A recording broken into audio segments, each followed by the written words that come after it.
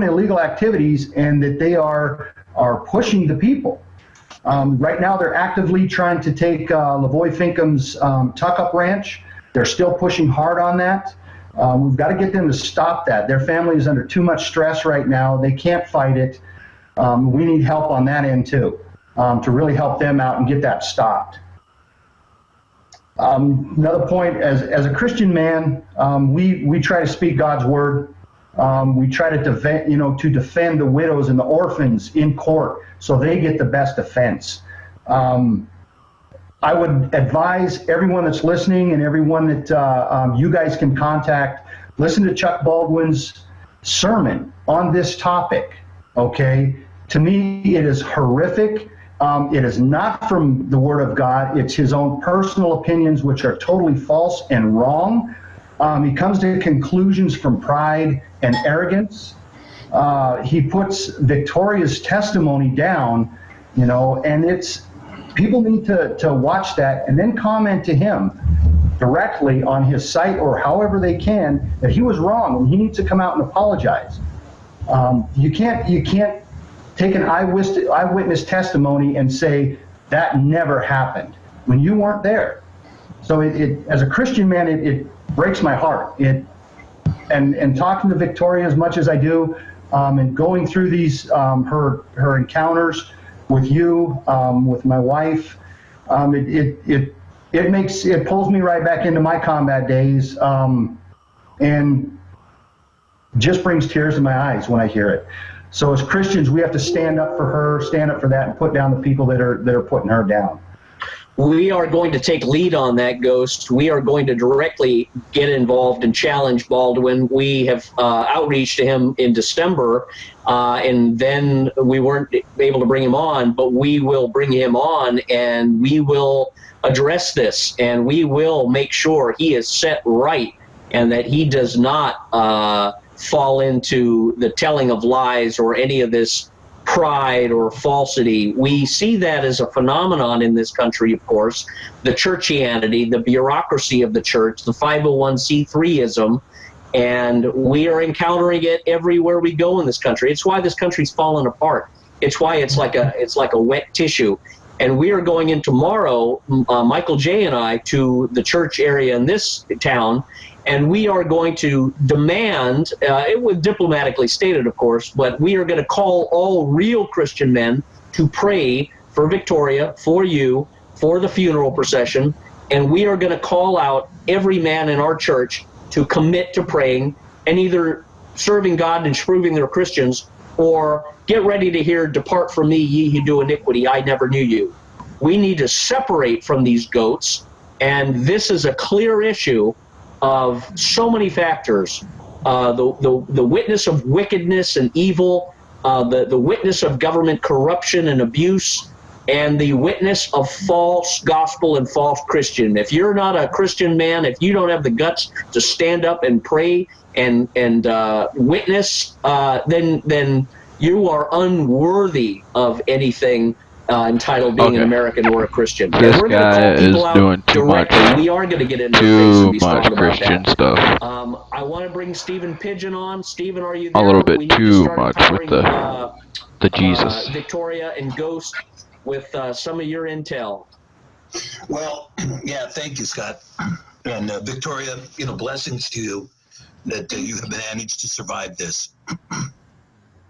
I'm going to come to this from a point of view of kind of a legal background, without kind of giving legal advice, but rather just giving a legal background, because I have been involved in a number of federal actions concerning violations of the Constitution. We normally bring an action under a particular U.S. code. It's very familiar, for deprivation of civil rights that is associated with police abuses. Now, of course, we have different issues when it concerns federal actors versus state actors versus local actors. I'm not going to get into that nuance, but generally speaking, the law applies to everybody kind of equally in this respect. If you had somebody come up to you and decide that they want to just beat you up, well, if somebody is punching you in the face, you have the right to punch them back in the face. If they initiate force, well, you can initiate force. If somebody pulls a baseball bat on you, well, you can pick up a lead pipe. If somebody pulls a knife on you or a weapon on you, this becomes a deadly force. And so with deadly force, you have the right to use proportional force. So the key here is understanding proportional force. Proportional force. That's really central to the whole discussion here. Now, what you see quite often with law enforcement, there's a lot of technical rules out there that go along with this. But what you're seeing now in law enforcement, and believe me, there's thousands of videos now on YouTube that substantiate police abuse. You know, I saw a video yesterday about a policeman following some pedestrian, and then he calls backup. The backup just slams the guy with the car and runs him over. There have been many cases. There was a case in Pasco where a Hispanic guy got in an argument with the police, and he started throwing rocks at him. Small rocks, not big rocks, small rocks. So 3 of them pulled out their firearms and shot him to death right there on the sidewalk. There was a case here in Seattle where a Native American was a long-time kind of street denizen guy who was carving on the street. And he had his little carving knife, and he was carving on the street. And a rookie police officer comes up and says, "Drop the weapon." He says, "I'm carving." Boom, boom, boom, and he kills him right there. So you see, that's disproportional force. Now, quite often, and Scott made mention of this earlier, what you see with a lot of people in law enforcement is, first of all, they are hired because they are people that are willing to take orders, really without having a consciousness behind the order. In other words, if they say beat that guy up, they beat him up. There's been many articles about some of the police forces doing target practice with civilians. You know, a target of a pregnant woman, a target of an older person, you know, a retiree, that they're going to take shots at so that they can become anesthetized to the idea of shooting a pregnant woman, the idea of shooting an elderly person, you know, shooting a handicap, shooting whatever, you know. And so this kind of disproportionality now grows and is bred inside the departments. Now, in addition to that, there's a long history of steroid abuse among many, many departments. And when you see guys that are, you know, we had a situation out here, for instance, it's very well known that, you know, there was one of the police departments, one of the major cities, like that really the upper echelon of the department, where they were all engaged in a wife swapping club. And the chief got mad because I guess his wife liked her new partner better than him. So he killed her and himself. Now, the FBI came out to investigate, and did they investigate and charge somebody? No. They basically swept it under the rug. But because we had an FBI investigation, it went politely under the rug. And a lot of these abuses that take place by the police force, it used to be that you had management in place inside the police force that would force the officers to come to understand constitutional rights and to have some constitutional training. Most officers nowadays do not get constitutional training. They get training in, you know, zombie crowd control. So the police unions will bring these guys in, you know, here's how you do this kind of takedown. Here's how you respond with this. Here's how you respond with that. And in all cases, it's how you succeed in using more force than the person against you in order to subdue the situation. And of course, the willingness by many of these police officers to use deadly force is really something to behold. I mean, I believe there are a number of people that are psychopaths or sociopaths inside these departments who are there and took the position so that they could kill other human beings. Period. That's why they took the position. I want to be able to kill somebody and get away with it. You think about what that sociopathy is inside that person that's making that kind of a decision. Now, I don't know all the circumstances concerning what happened. I've seen the videos, but I haven't seen a complete video. I haven't seen the whole thing from beginning to end. Okay. But I can tell you that, you know, the question becomes, it's a question of proportional force. Now, without talking about the facts in this case at all, I'm just going to talk about proportional force. If it was me, if I was the civilian, let's say that it wasn't FBI that was waiting in the snow when the truck went into the snowbank. Let's just say it was some other farmers living out there. Okay. Now, some other farmers are pulling. You got somebody went sideways in the road. Let's call it a tractor. Tractor goes sideways in the road. You guys are driving down the road. Okay, you're gonna plow into the tractor, or you're gonna do what anybody else does on slick roads and put it in the ditch. So the vehicle goes in the ditch. You get out of the vehicle. Now, if you get out of the vehicle, and let's say that you're wearing a sidearm. Now, first of all, the Second Amendment provides for open carry. Yeah. And many of the states also allow for open carry. So just because there is an element of fear that is associated with somebody openly carrying a firearm does not give a policeman the authority to shoot. In fact, we were in a case here where we had the police officer himself, who we were suing for abuse of office, and actually excessive use of force. He shows up at the deposition of the plaintiff in full uniform, wearing his sidearm, fully loaded in the holster. And we challenged it and took it on a motion up to the bench. And the judge said, oh yeah, no, he could show up at the deposition with his sidearm in his holster. So the question is, can I show up at the deposition with my sidearm in my holster across the table from him? Can I do that? At what point does it become an element of fear that exceeds the rule of law? That's another question. But let's say there were farmers out there waiting. And so the driver gets out of his truck and he says, hey, what's up? And maybe he puts his hands out in respect that his hands are away from his body and they are not moving towards any place where a weapon, a firearm might be.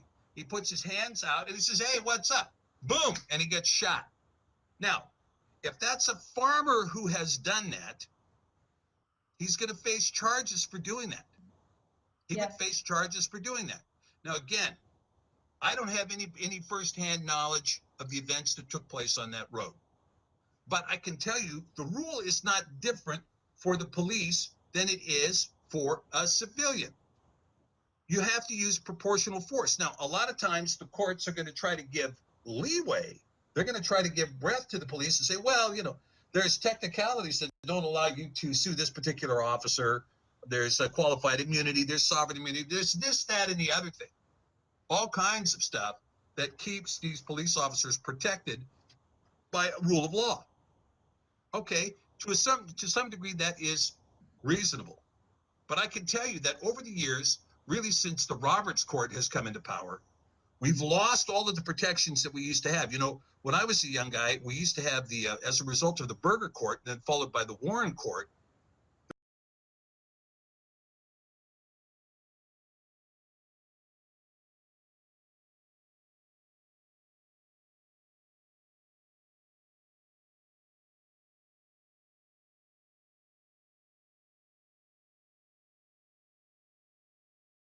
Not sure what happened here. We're gonna refresh.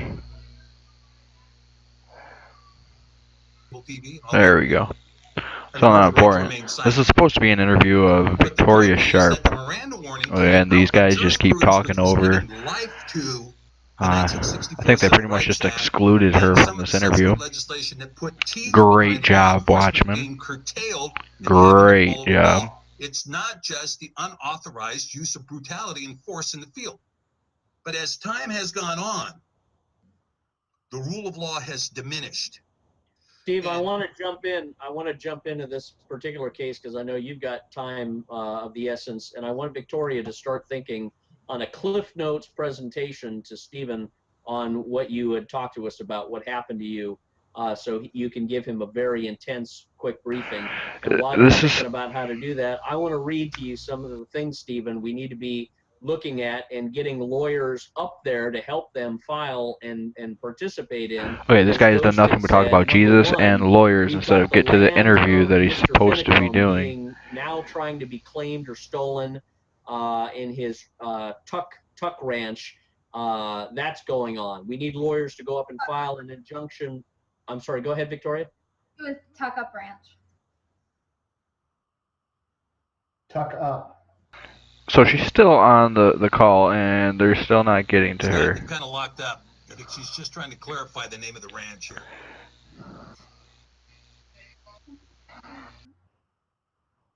Yes.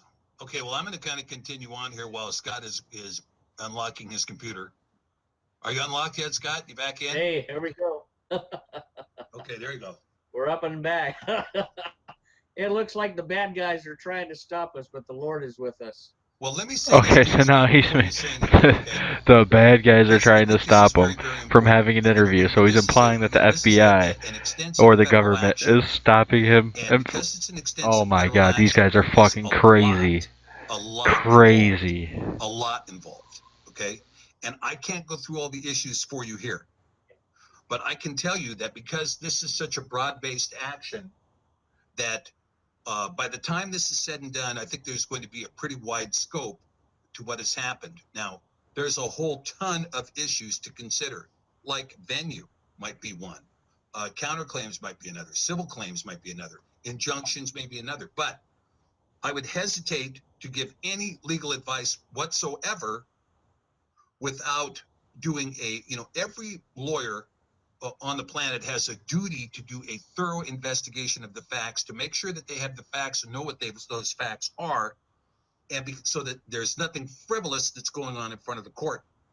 Just Now, a little like interjection I here. say, This has I'm giving nothing you to do some with what rudimentary the actual. exchange These here people are just about going on about God proportionality and and the use of force and the use of all this other excessive stuff that does force and not everything, matter just pertaining to kind this of as situation. in a general way, on a general basis. Yeah, we understand, and you're not giving legal advice, so we totally understand that, and you're protected. In my experience with the law, the things that jump out at me that I would do is file an immediate habeas corpus And this petition guy and is get Almond nuts. Bundy and those men This in front guy of a has done judge to nothing say but you speak should about God. not It's be like in going to jail. church, We and I want you fucking hate immediately church. released, and there is no crime whatsoever. There needs It to is a be crime.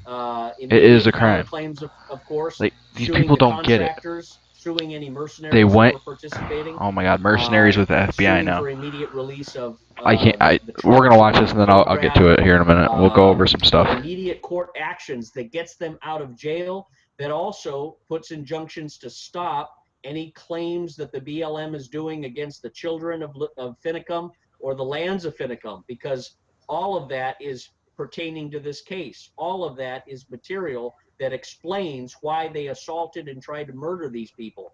It's because it's tied to the land operations Thanks of for coming BLM by, in Marcus. Utah I and appreciate the views. Oregon and Appreciate Arizona and all everybody. sorts of other We're gonna people. start doing a little So I want show to like get this, but this lawyers is up just there to crazy. These help people are them nuts.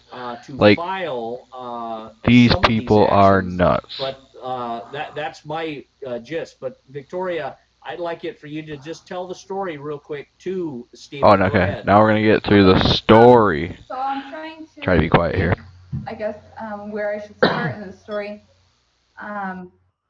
Just start like you did before. You got into the car and you drove up, and next thing you Okay. know, Almond Bundy is stopped, and that's the first roadblock, and then go from there. When he was taken out and what happened. Okay. So we were driving, and I actually fell asleep in the back of Lavoie's truck. Lavoie was driving. Ryan Payne was in the right front passenger seat. Ryan Bundy was in the left. He was on my left in the back seat. I was in the middle, and Shauna Cox was on my right. We were driving, and in the vehicle behind us, there was a Jeep. It was a Jeep, and Mark was driving, and Ammon Bundy and Buddha were in that vehicle. And we were just I'm gonna be driving over, quiet and I throughout this fell interview asleep for right now. on Ryan Bundy's shoulder. And then I woke up to them saying, "Oh, there's vehicles behind us." And Ammon Bundy the vehicle that Ammon Bundy was being pulled over. And Lavoie, we saw a lot of vehicles behind us. They were black, and some of them had lights. And Lavoie was concerned for our safety, and he was like, "I don't think it's safe to stop here." He didn't know what was going on. None of us did.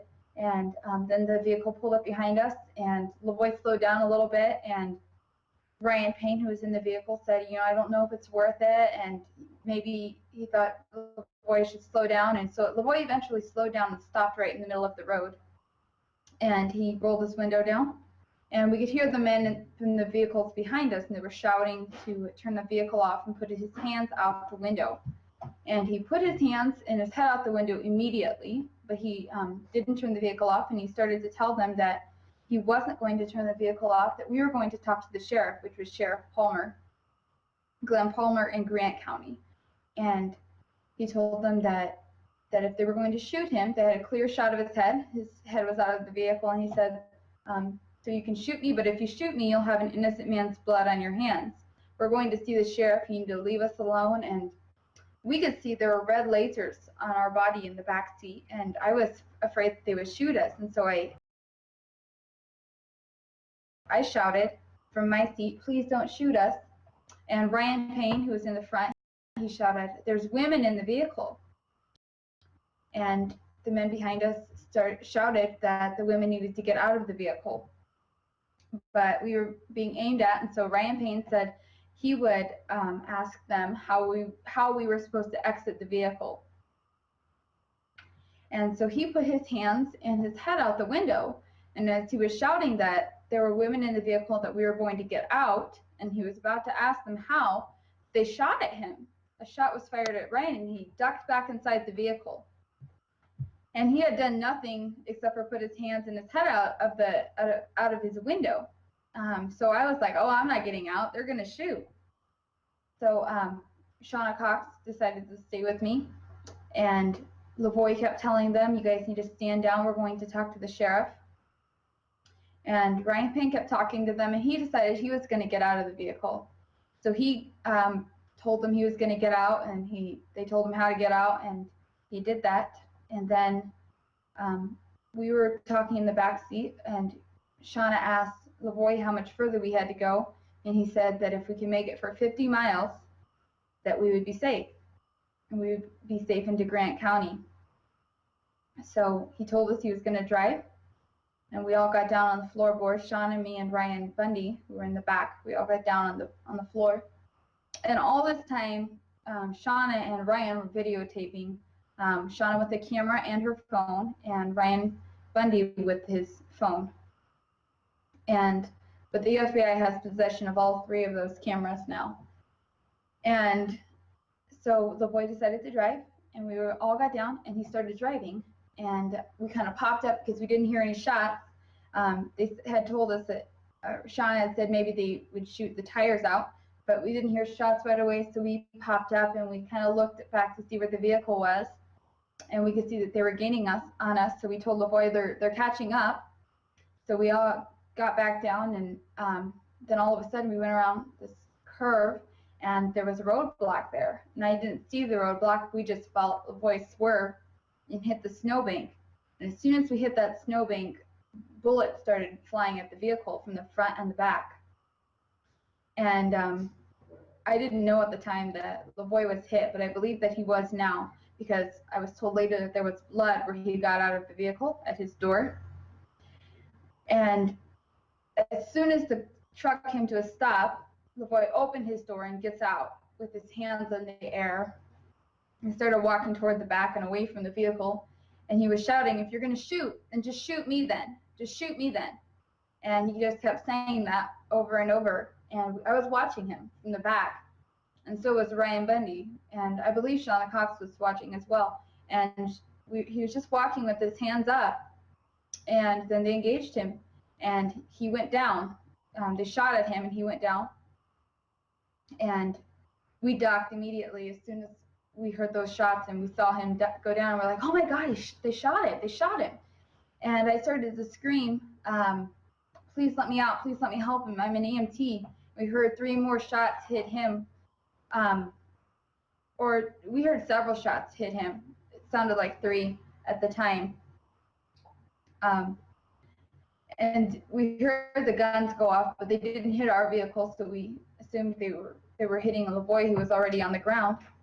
And as soon as I screamed that I was an EMT to please let me out to help him, they started to engage the vehicle. And they shot a lot of rounds into that vehicle. And Ryan Bundy was hit in his shoulder.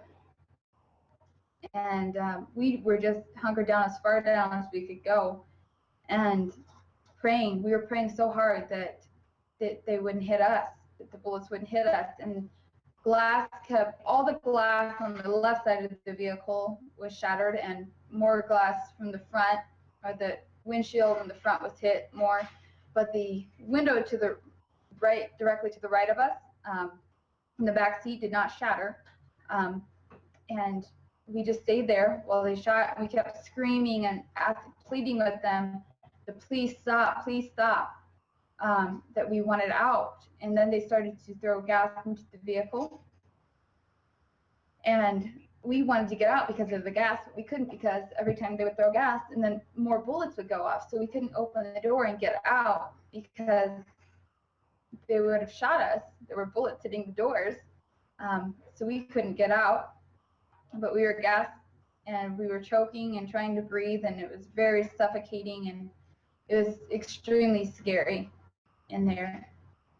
And it went on for 5 to 10 minutes. They gassed us over and over, and they continued to shoot at the vehicle.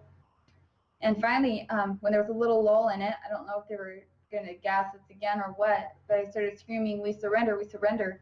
And we had been trying to find something white while we were in the back of the truck. We've been trying to see if anyone had a white garment that we could throw at the window or something, because it was busted out. But we were trying to find something we could put out that was white to show that we were just trying to surrender. And so after I started screaming, "We surrender," then they said to open the left door with our hands up. Someone shouted that from the left of us, from the tree line. And so I kind of crawled over Ryan, who was hunkered down. He had a bullet in his shoulder. And I opened the door with my hands up, and they said to send Ryan out first. So he got out of the vehicle. They told him how to go around. And then they told me to get out of the vehicle, and I had lasers all over my front, like 20 lasers just painting me. And there were men all in the trees, a lot of people, and they were just pointing their guns at me and shouting. And they told me to follow the next voice I heard. And so they had me walk this way and that way and then backwards and then stop. And then someone grabbed me by the hair and started screaming in my ear, saying, "Who else is in that vehicle? How many other people are in that vehicle?" And I said, "There's just one other lady." And they were still screaming at me, and they dragged me over and told me to lay on my stomach. And so I did, and they cuffed my hands behind my back. They were saying, "What's the lady's name?" And I couldn't remember. I had just met her. And so I said, "Oh, I remember that it started with an S," but I couldn't remember her name. And they said, "Well, what did she introduce herself as?" And I said, "Well, I couldn't remember." And so then they got Shauna out. They let me set up, and they got Shauna out. And then they started asking us, "Is anyone else in the vehicle? Is there anyone else in that vehicle?" And we said, "No." We said, "No one else is in the vehicle." And they said, "Well, if there's anyone else in that vehicle, they're about to die." And they started to shoot into the vehicle again. Wow. And they shot quite a bit, but no one If went this in is there. true, And then they just sat us on the road. if this And we is just heard them true, standing around the boy's body, and some of them were laughing. They were talking together. And I asked Brian if his shoulder was okay. He said he thinks he got hit, but that he didn't see a lot of blood. And so someone cut his shirt. One of the people that were there cut his shirt, and they said, "Oh yeah, there is actually a bullet in his shoulder." And I'll say, by the way, that it was not a foam bullet; it was a lethal bullet. The FBI said that they only shot foam bullets, but he had a lethal bullet in his shoulder, so that's a complete lie. And so they said they would get some medical attention for him, which didn't come for a while. And then they searched us, and they sat us on the back of a van with the doors open, and an officer was standing there watching us. And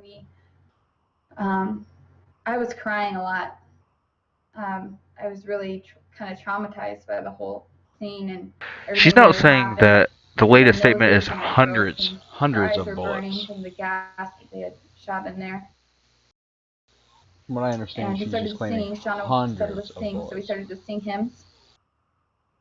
Eventually, they put us into another van, and they drove down to the site where Ryan Payne had gotten out, and where Ammon, Bundy, Mark, and Buddha were. They put them in the van. We told them what had happened. Ammon was really distraught, really sad. All of them seemed pretty sad. Mark was very rude, though. He was rude to me. And then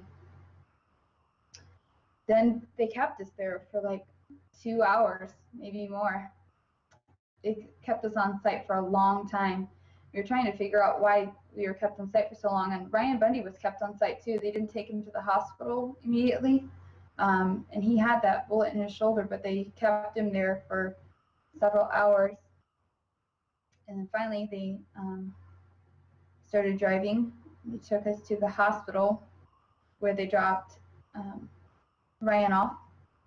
And then we were taken to, we started driving again, and Ammon Bundy found his phone because it started ringing in his front pocket. I guess he didn't realize that he still had it. And so I helped him unzip his coat and get the phone out of his pocket. We were cuffed behind our back, but I was able to reach around because he was sitting next to me. And we called his wife, and we told her what had happened. And then we attempted to call Pete Santelli, and I think they tried to call someone else too, but I can't remember who it was. And then This is all new information. They saw that we had a phone, and so they pulled over at the BLM office, and they pulled out Ryan Payne first, and they searched him for the phone, and then they pulled me out and they searched me for the phone, and they pulled out Ammon, and then they found the phone in the seat, and so they took it and put us back in, and they drove to a rest stop on the highway, and there were a ton of vehicles and a ton of personnel there, FBI and police, and they put everyone in separate vehicles except for me. I was left in the van, and the two police officers that were originally driving, they drove me to the sheriff's office, and they took me out, and they took me to a room where there was a man and a lady, and the man said that he was an FBI agent, and they said they wanted to ask me some questions. And so they sat me down and they asked me my name, and they asked me some questions about myself, personal questions, and they asked about my car and where it was and what kind of car it was, and then they said they wanted me to tell them what had happened. And I said that I didn't want to, that I wanted to speak to a lawyer, and that I didn't want to say anything about what I had seen or what had happened. And they kind of looked at each other and they said, okay, well, you're actually not under arrest. You're free to go. And they said, if you can get a ride, if you want to call your mom and see if you can get a ride, you're free to go. So they said they would look for a phone that I could call my mom off of, and then I found that my phone had been returned to me. It was with my coat. So I tried to call my mom, but she didn't answer. She didn't have her phone with her, but she called me off of somebody else's number. And she said that she couldn't get to me. I told her where I was and what had happened, or I just told her that I was at the sheriff's office, and that I would tell her what happened later. And she couldn't get to me because there were roadblocks up. And she said that she was trying to contact someone to come and get me. And the FBI officer and the lady that was with him said that they wanted to drop me off at McDonald's and that they could pick me up there. The people could pick me up there. So they took me, and we were driving, I thought, to McDonald's, but then they decided to drop me off at Safeway, which was a grocery store. So they did, and I was standing outside of Safeway trying to get a hold of someone, and the cashier from Safeway came out, and she saw that I was really distraught, and she gave me a hug, which I really appreciated. I really needed a hug at that time. I needed someone to show that they still cared. And then she let me sit in the back of the Safeway and make phone calls to try to get a hold of someone to pick me up. And then while I was talking, that's actually where my first interview was done. When I first told my story, I didn't know I was being recorded, but I called my friend back in Montana, and I was telling him what had happened, and then at the end he said, well, I'm recording this, and he ended up putting that on the internet, onto YouTube. So that's how my story first got out. And then while I was on the phone, someone came in, and 4 people came in, and they picked me up and told me that they were going to take me somewhere safe. And I've been in good hands ever since.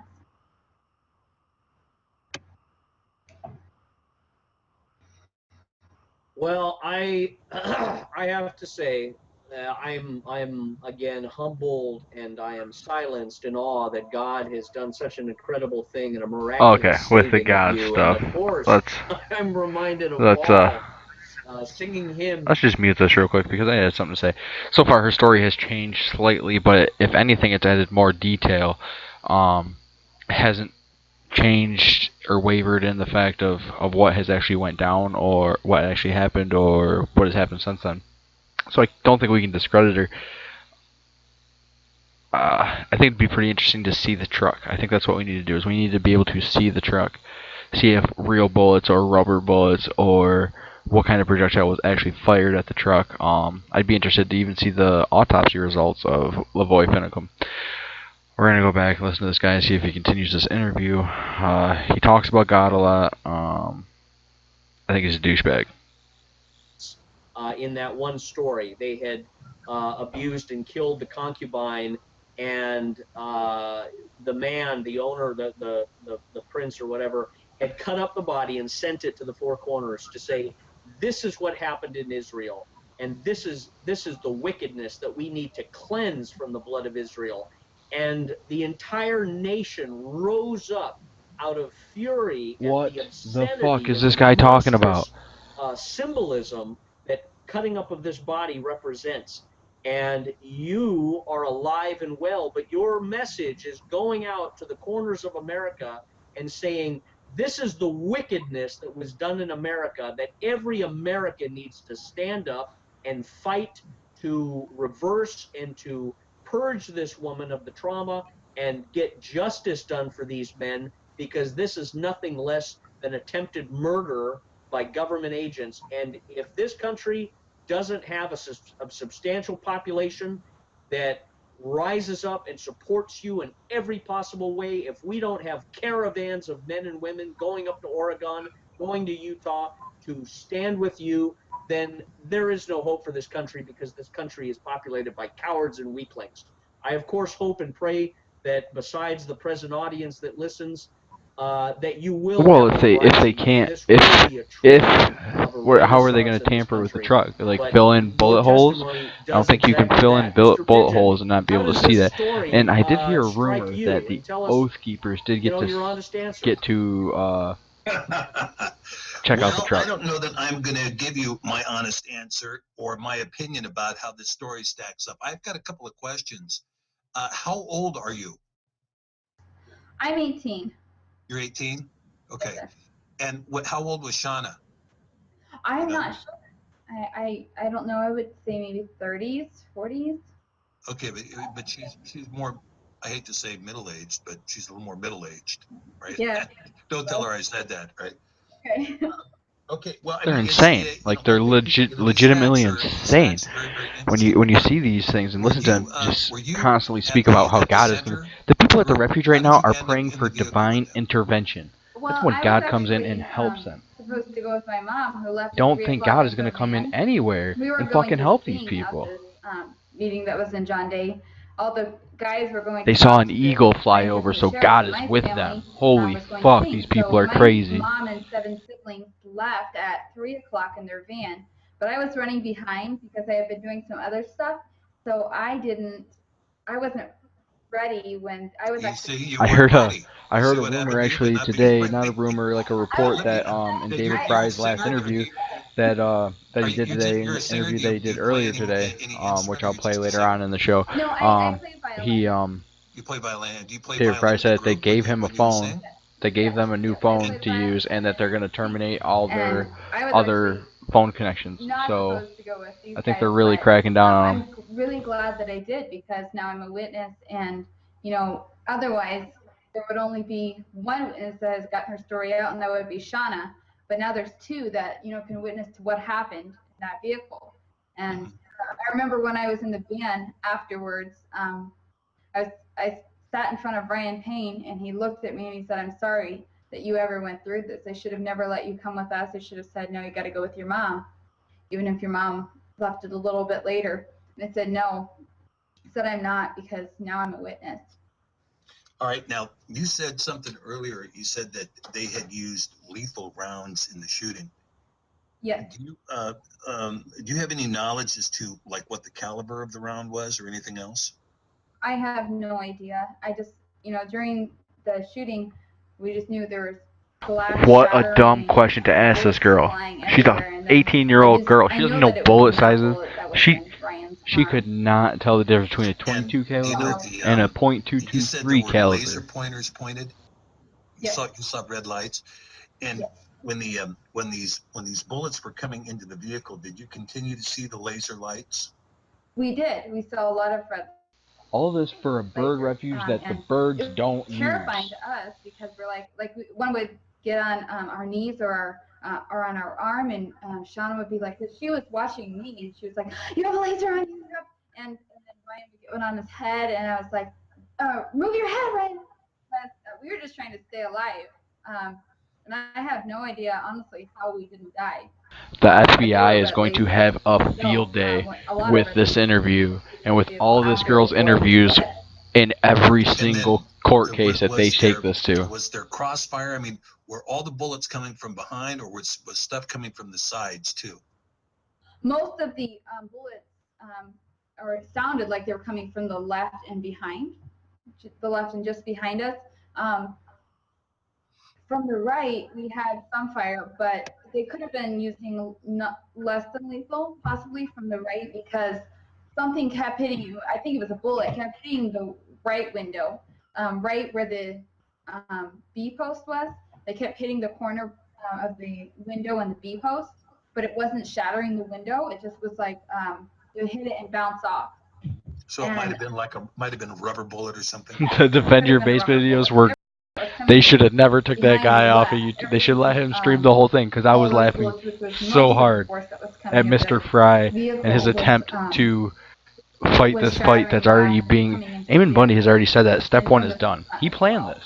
He knew that eventually he was going to get arrested, and he plans to take it to a court where they have to go off the Constitution. He knows what he's doing. Eamon Bundy's going about it right. These guys are not going about it right They at came all. from the back and the front. When we first hit that snowbank, the bullets came from the back and the front and the sides. It just completely surrounded the vehicle. So you were. I'm not so sure about what she's claiming. Got out of the vehicle. Yeah. I believe that they were under gunfire before, The bullets first started. but I don't think the cops would especially because like when I don't think the cops would bullet hole. crossfire at Actually, themselves. Like they wouldn't got out, shoot from the right and the left because they're I could see gonna hurt bullet their own holes in the people. windshield. So And so I I know think that they they were had fired shot on through the windshield, before and we heard they them hit when we hit that the, snowbank. hit that And snowbank. I Then do a lot believe of they were bullets fired rang on out right afterwards. then. Or we were sliding through the snow. There were a lot of bullets hitting the vehicle from the front and the back. Steve, I would just jump in that Ghost is a military man and is well practiced in ambushes and has constructed a airtight case that is exactly how military style ambushes are conducted, letter by letter of military protocol and procedure. But you can have Ghost come in anytime you want. I don't want to interrupt your flow, but I wanted to say the ambush is Doesn't very want to interrupt her significant. flow, but And the interrupts other her thing fucking that is flow. significant Not once, that's not twice, important but to like say 5 is, fucking times. hearing all of To these talk about facts God. from I guarantee Victoria, you he mentions God in this. what would you say to a jury or to a judge to, one, dismiss all charges against these men? Oh, he asked a question. And two, all right, so we're not going to what get. is an opening and closing statement based on all these facts that So we're not going to get God would in this persuade one. a jury that this is the most abominable, obscene corruption of justice and attempted murder that you've ever encountered in your entire history of practicing? Well, I'm the one that gets to do the argument, Scott. If I'm the one giving the argument, I like to couch my own words. I would say what I'm interested in hearing, I mean, this is a very interesting fact statement that Victoria is giving here. Okay, it's a very interesting fact statement. And of course, as we talked about before, I'm kind of interested in exploring what exactly happened on a factual level, because there's a couple of critical factors here. One is, when did the shooting begin? That's a very important factor. And then if after when Lavoie got out, when he was shot, In ground footage, we need to was see there the gunfire that ground was fired footage. into the vehicle after that? Well, Yes. to clarify one thing, the FBI did admit that when Lavoie when that vehicle hit the snow, that the FBI did engage in lethal force. So as that vehicle went into the snowbank on the left, the FBI engaged in lethal force. Okay, so at that point, that's their official position. Exactly. That's what he said on the TV interview. Okay, all right. But the next question is, you have Lavoie coming out, and according to Victoria, is that he said, "Shoot me. If you're going to shoot somebody, shoot me." Is that correct, Victoria? Yes, he was saying if you're going to shoot, then just shoot me. Okay, and That's now, different than then, what did she you see him originally fall? said. You did. Okay. Then after he fell, were there gunshots fired into the vehicle? Yes. After Lavoie fell, after he fell, they shot him again. And then as I was screaming, maybe 10 seconds after they initially shot him and he went down, I started screaming that I was an EMT, to please let me out, to let me help him. And right as I was screaming that, then they began to shoot at the vehicle. Okay. All right. Well, like I say, it's an interesting set of facts. Now, again, there are other circumstances that I think there's still more factual data that has to be gathered here. And so, from a legal point of view, I'm not going to say anything here, Scott, because all I can do is, right now, Victoria has come forward and has given a statement here, a factual statement on the record that is extremely substantial and I think a very important factual statement for all parties involved. Okay, and I wanted to explore some of the ramifications of that factual statement so that we can get some timing issues, because of course timing is going to be very critical in terms of what's going to happen. And I can tell you that I think Victoria, and I think everybody who has viewed these kinds of things has seen that Facebook posts, videos made by, embedded journalists, emails that are exchanged, text messages that it's sent, all of those things become admissible and will in fact be presented. I mean, it's one of the things about Facebook is that the data is readily accessible under Facebook privacy rules. It's readily accessible and it's often used at trial. And Right. so, the thing is that I think your testimony is very, very good. I mean, I do thank God that you survived this thing, and you have to keep in mind that these were very difficult circumstances. Now, let me ask you one other thing, and I hate to put you on the spot, but I think a lot of people want to know. Okay. Lavoie, now were you Yes. were sitting in the back seat or were you sitting in the front? I was sitting in the back. Okay. Now, was Lavoie at that time armed? Yes, he had a six. I believe it was a six-shooter. It was strapped to his right hip in a holster. Do you know what kind of six-shooter it was? I don't. I didn't ask him to make or anything. I just noticed it when I saw him. And do you know, did he have? Were you able to see whether or not he had a leather tongue over the hammer of the six gun? Yes, he did. He did have a leather tongue over that. Okay, which would be that's kind of a common safety practice for, particularly cowboys in the field, right? All right, and so when he got out of the vehicle, did he make any move to draw that six gun? No, he had his hands in the air. He had his hands up. Okay, and you didn't see him make a move to draw that weapon at all? No, he did not. And did he make any statement such as, I'm going to shoot you, I'm going to kill you, or drop the F-bomb or anything like that? He did not. Lavoie, simply, when he got out, he had his hands up. And I believe at this point that he was wounded because, again, they found blood right at his door where he got out. And they had shot through the windshield at him.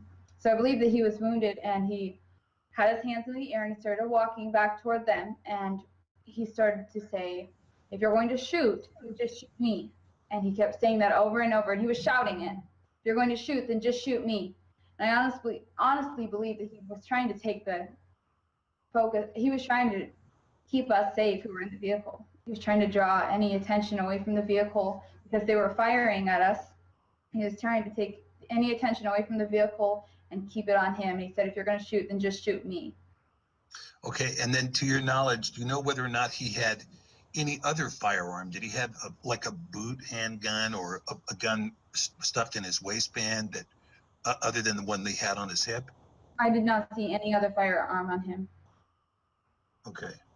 And were other people in the vehicle carrying firearms? Ryan Payne had a pistol on his side, strapped to his hip, but I don't, and I know Shauna didn't, I didn't. I don't know if Ryan Bundy did or not. I can't remember. Okay, and then Brian, was he to your right? Ryan Bundy? No, the Brian Payne, I think you said his name was? Ryan Payne was sitting in the right front seat, but he got out at the first stop. Okay, so then it was just Lavoy and Shauna in the front seat? No. Who else was in the front seat? So Lavoy was driving and Ryan Payne was in the right front seat, and he got out at the first stop. Ryan Bundy was in the left back seat, and Shauna Cox was in the right back seat. And you were in the middle? Yes, I was in the middle of the back. And there was nobody else in the vehicle? No one else was in the vehicle. Okay, and so to your knowledge, the 4 remaining people were unarmed in the vehicle? To my knowledge, Lavoy had a 6-shooter on his right hip, and I know Shauna Cox did not have a weapon or did not have a gun, and I did not have a gun or any weapon, and I believe that Ryan Payne was unarmed. I mean, Ryan Bundy was unarmed, but I am not absolutely 100% sure. Okay. I didn't look. Okay. All right. Well, I thank you for your presentation. And again, I mean, I'm going to reserve my position on this, Scott, but I'm going to say this. I will say this. This particular event has an extreme amount of significance because there are multiple issues involved. Okay, multiple issues involved. And one of those issues, if we had Chris Ann Hall here with us, I think she would probably concur. There are constitutional issues. And one of the major issues is, of course, this issue of self-defense. And self-defense is a very interesting issue because we litigated this before in other cases. Because self-defense is the self of yourself or someone else whose life is in jeopardy or property. Now, depending on where you are, in Texas, they have, you can shoot if the guy's in the front lawn. Here in Washington, he has to come through the front door if you have somebody who's attacking you. But in terms of the defense of property, one of the issues is a constitutional right a property interest that can be defended? Now, the signers of the Declaration of Independence would say most assuredly so, because the Declaration provided, and of course the Declaration has a lot to say on this particular issue concerning the rise of tyranny and so on and so forth. Here in the Western states, we have very difficult issues because the Fed has reached out and grabbed property as an occupier, really. And when you see the taking of property as an occupier, I mean, this sagebrush rebellion has been going on for as long as I can remember. And of course, I grew up in the state of Alaska where the Fed controls 90% of the state. 90%, 2.5 times the size of the state of California, is controlled by the federal government. And Utah has a similar disposition. Nevada has a similar disposition. And of course, the Constitution allows the federal government to own forts, roads, armories, postal roads, and naval shipyards. And when it comes to taking that property from the state, they have to get permission from the state. Yet the Fed controls, by means of contractual understanding, all of these acreages in the Western states. So the problem becomes is when you have the BLM acting out of school, acting out of hand, setting random fires, and so on and so forth. And there's been other practices. I've seen stuff.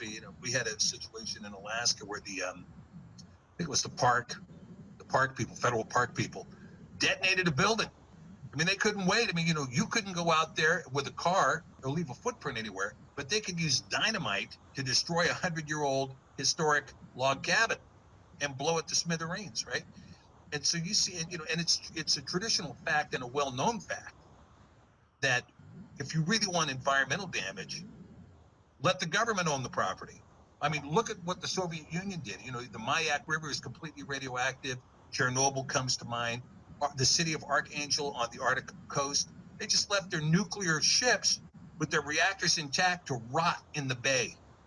So, I mean, you can see some real, and how about the Aral Sea? It doesn't exist anymore. It used to be the largest freshwater lake in the world. It doesn't exist anymore in Russia because of the environmental abuses you get when government controls the property. However, with all that being said, the issue of property rights and how those break down and how that reflects on what took place here in Burns, Oregon, is another issue. And how that reflects on how this case is going to play out is another issue as well. All I can tell you is that this is a very complex matter, and there's also a question of the initiation of force, self-defense. There's a whole ton of issues here that go into this case. And so I don't want to pass judgment on it now, but I am praising God that you're alive and that the other people in that truck survived it. It grieves me that Lavoie lost his life over this protest. And don't we wish we could push this genie back in the bottle?